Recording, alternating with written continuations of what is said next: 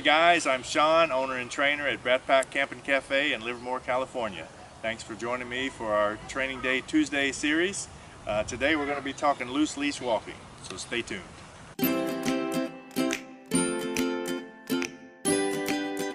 Alright, in my approach to loose leash walking, there's three very critical steps. First, choosing the right tools. Second, never let your dog pull. And third, always keep control.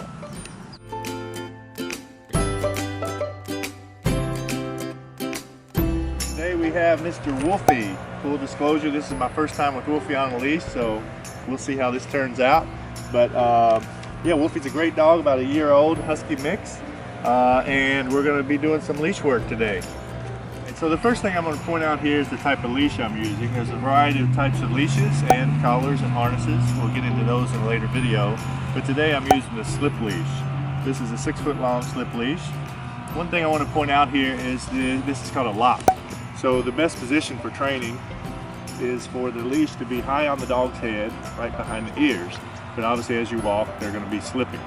So this lock is to keep that in place as we walk. And you see it keeps it nice and snug there. So as I mentioned, there's a variety of different training leashing tools we can use. And my approach, again, I'll discuss it later in a different video in more depth, but my approach is I adjust the training tool to the individual dog. So Wolfie's a large dog, pretty stubborn. So we went with the slip leash here. We'll see how this goes. But one thing I like to keep in mind is regardless of the tools that I use, I will never hurt the dog. It's all about communication and establishing that bond with the dog where they clearly understand what is expected of them. Okay, so today I'm going to be focused on loose leash walking. In my approach to training, all training in fact, so it's like going through grade levels. So my first grade level is to establish that he should not pull me on leash. So there's a pull. I do a quick pull back. It's called a leash pop, as you've probably heard from other training styles. And basically just, I'm not allowing him to pull tight on the leash. So I do a quick leash pop with a verbal correction and establish that that's against the rules. So as we go here, he's going to get more and more distracted. Right now there's a lady in the back of her car with a baby. There's kids playing on a playground over here. Those are all distractions.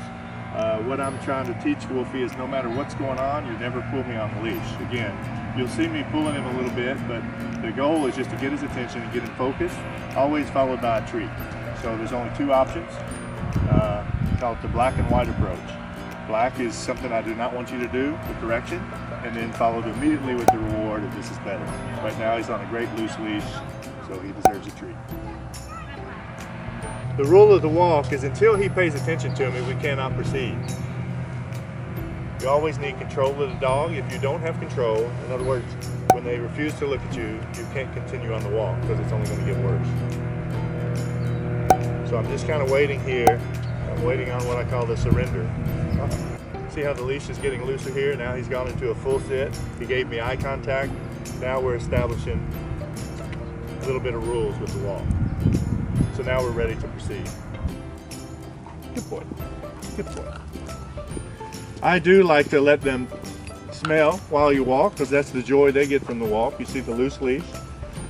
Some trainers will say never let them in front. I'm going to let him in front because he's still acknowledging my loose leash rule. There, we're getting a little tight. So I gave him multiple quick tugs with the verbal correction. Now he understands not to pull me. You see here, he is distracted, but it's still a loose leash. In this first lesson, I'm not overly concerned which side he's on. Once we get a little more advanced in our training, I want him to stay on my left side, which is pretty standard for leash walking. But again, considering the grade levels we want to move through, one thing at a time, today is all loose leash walking.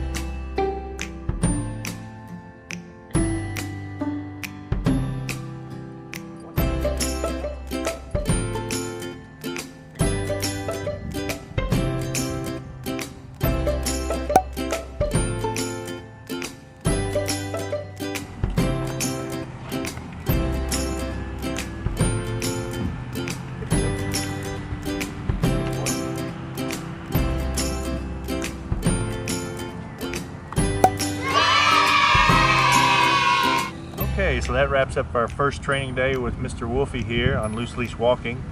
You see it didn't go perfectly, but it never does on the first day. It's all about establishing new rules for your dog. He did well there, you saw at the end, to understand the rules I was giving him, and also enjoying his walk along the way. That's very important. Be sure to like, follow, subscribe, and share. And be sure to stay tuned too for our next Training Day Tuesday, where we'll learn some more exciting stuff about dog training.